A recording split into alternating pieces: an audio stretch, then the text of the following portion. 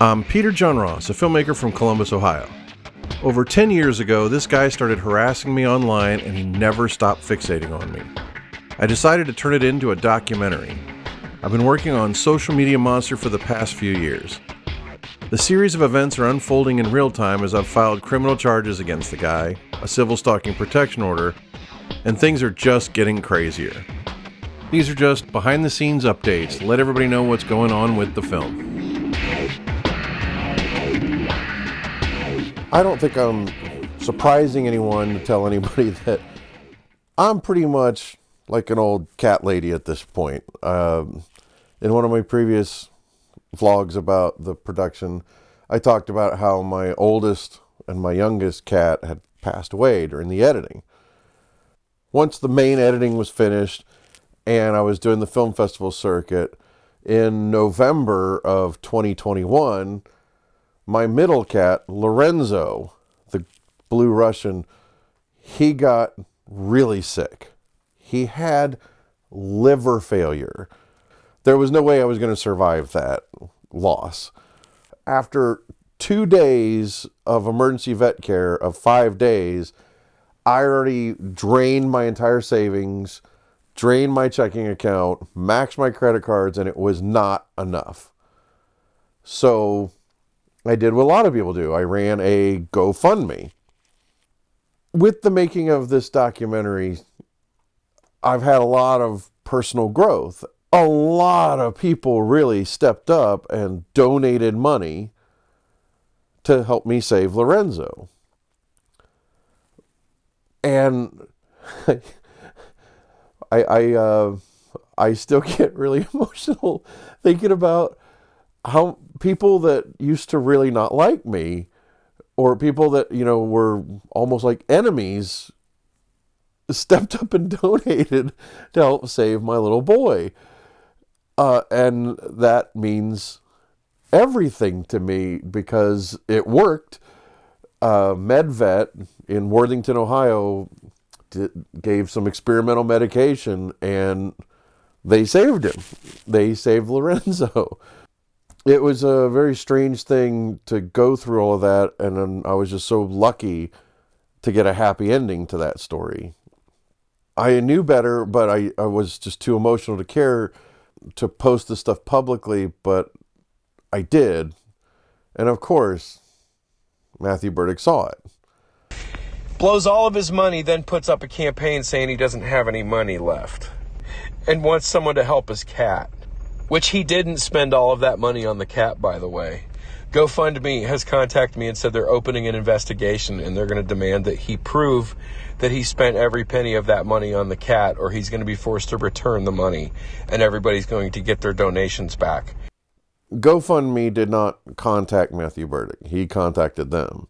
Even now, I didn't think that he could sink this low as to try to get GoFundMe to take back the money I needed to save Lorenzo's life.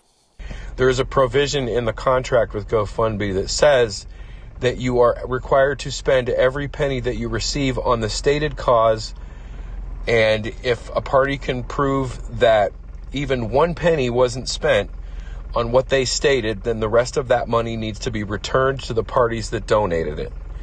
So I got a contact from GoFundMe yesterday because I reported his campaign. I sent them all kinds of evidence of him flying all over the country and plane tickets and him bragging about buying drones. And I demonstrated to GoFundMe that he is not broke, that he's got a film studio. I sent them pictures of his cameras. I sent them pictures of his film studio.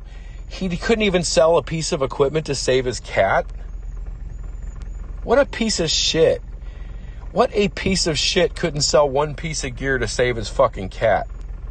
What a piece of fucking shit. He really put at risk that they could have withheld the money that I needed to save my cat's life.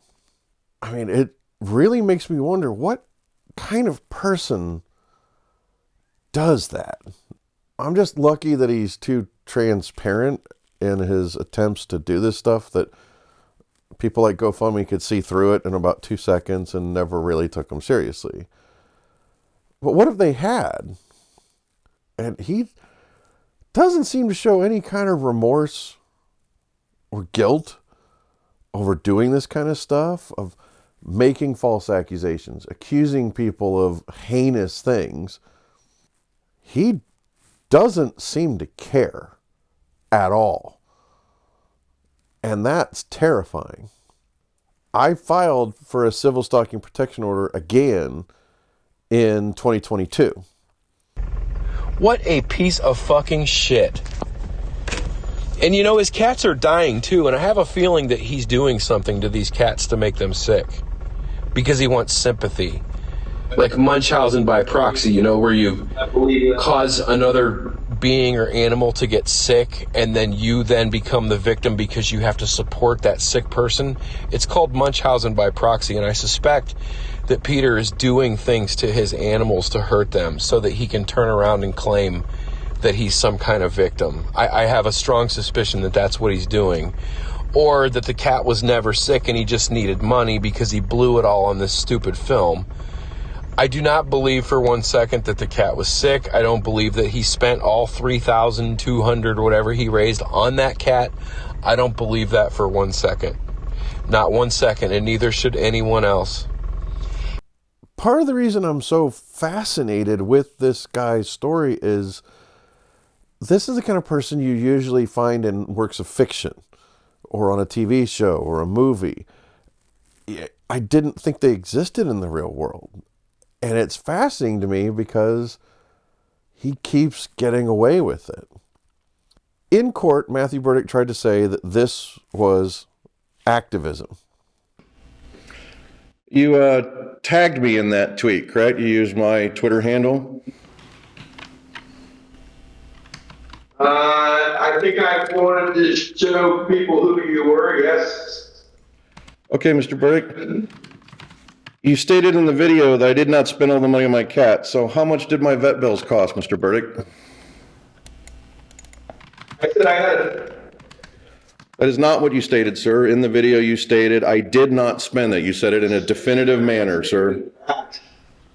Okay, then how much did I spend on the vet bill, sir? I just questioned why care. I believe that you should have prepared for that.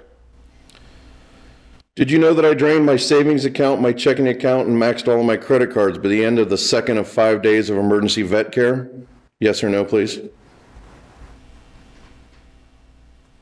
No, and I don't care. Do you believe that it would or would not have caused me a great deal of emotional distress if you succeeded in getting GoFundMe to take the donations back? Well, it may have, but again, I don't care. I shouldn't. Do you believe? I've 10 years of my life being psychologically tortured by you, and I don't care. Do you believe that was an act of journalism or activism to contact GoFundMe? Yes, I had a valid suspicion that you were scamming, and I did in fact contact them because I believe that you have the ability to, you could have sold your cameras, a number of your gear like I had to, and you could have not ran a GoFundMe and then contacted my friends and asked them to donate to you as well, which he did. You contacted my best friend and got him to give you $20 for your damn cat. I never actually asked him to donate. He did that on his own. I could have lost my cat. It could have gone very differently. I went broke overnight to save my cat's life. I don't regret it for 2 seconds. I guess in the end it's okay because Lorenzo's not only fine, he's now 12 years old, but he's probably happier and healthier than he's ever been his entire life. He not only survived this, he's thriving, he's happy as can be. And I don't know, I guess I feel bad for this Matthew because he'll never know what that's like to feel, to have a large number of people step up and help me save my cat, to help me keep him around. I can't tell you how grateful I am. Even when people, they couldn't even donate. There were people that just spread the GoFundMe, that just reposted it. And I had strangers donating money to save Lorenzo's life. That's amazing. That's a miracle. It's definitely, in the end, it's a happy ending. I'm really glad that Matthew Berdyck wasn't able to interfere with this. And I just kind of feel sorry for the guy. I'm definitely not seeking revenge. That anger over what happened, I worked it out by cross-examination in a hearing. And I just don't want to see this guy continue to screw with people's livelihood, to screw with their reputation and their family. But at the same time, I don't want to do that from a place of anger and venom. This guy needs help. I don't think he's ever voluntarily going to get mental health help. And I'm not even sure if mental health help is necessarily the right way. I think he knows right from wrong. Therefore, jail might be the best place for him. And when he breaks the law, he should be punished, and he shouldn't be able to escape punishment by avoiding service or by staying out of the range of a warrant. Right now, there are 3 warrants for his arrest in Columbus, Ohio, but they're misdemeanor warrants, which means if he just stays out of Franklin County, Ohio, nothing's ever going to happen to him. The prosecutor doesn't have the ability to extend the range. That's not a thing. That doesn't actually exist.